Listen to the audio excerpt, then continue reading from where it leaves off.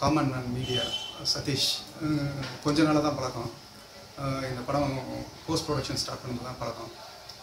Brother, இந்த படத்தோட promotion நான் பார்த்துக்கிறேன், ஆன்லைன் ப்ரொமோஷன் நீங்கள் எதிர்பார்க்காத அளவுக்கு இது வந்து மேசிவாக எல்லாருக்குமே ரீச் ஆகும் அப்படின்னு சொல்லி ஸ்டார்ட் பண்ணார். ஆன்லைனில் நம்மளே ஃபேஸ்புக்கில் போடுறோம், எல்லாருமே ட்விட்டரில் எல்லாத்தையும் போஸ்ட் பண்ணிகிட்டு இருக்கோம். ப்ளஸ் இவங்க பூஸ்ட் பண்ணால் எப்படி இருக்கும் அப்படின்றது சரியான ஜட்ஜ்மெண்ட் இல்லை. படம் அவர் உள்ளே வந்த பிறகு பார்த்தா அந்த ப்ரொமோஷன்றது பேட்டர்னு, அந்த ஒர்க்கிங் ஸ்டைலு, கான்செப்ட் எல்லாத்தையுமே டோட்டலாக மாற்றினாங்க.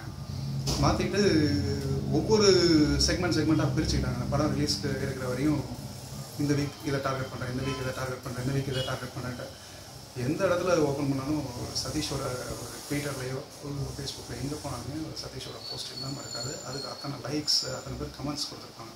ஸோ காமன் மேன் மீடியா வந்து எவ்வளோ பேர்கிட்ட ரீச் ஆகிருக்குன்றது அது வந்து ஒரு எக்ஸாம்பிள். செட் அவரோட வேல்யூஸ் என்ன அப்படின்றத வந்து ப்ரூவ் பண்ணியிருக்காங்க. காமன் மேன் மீடியா அப்படின்றது வந்து he is really very common to normal people also, and he is very influential in media, with media people also.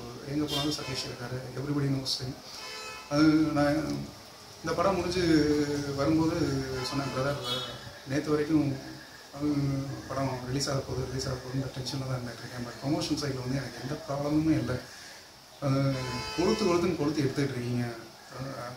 நான் போடுற எஃபர்ட்டை விட நீங்கள் போடுற எஃபர்ட் வந்து ரொம்ப அதிகமாக இருக்குது அப்படின்னு சொல்லிட்டு இருந்தேன். காமன் மீடியா வந்து definitely they are working on strategy in promoting a movie 100% honest.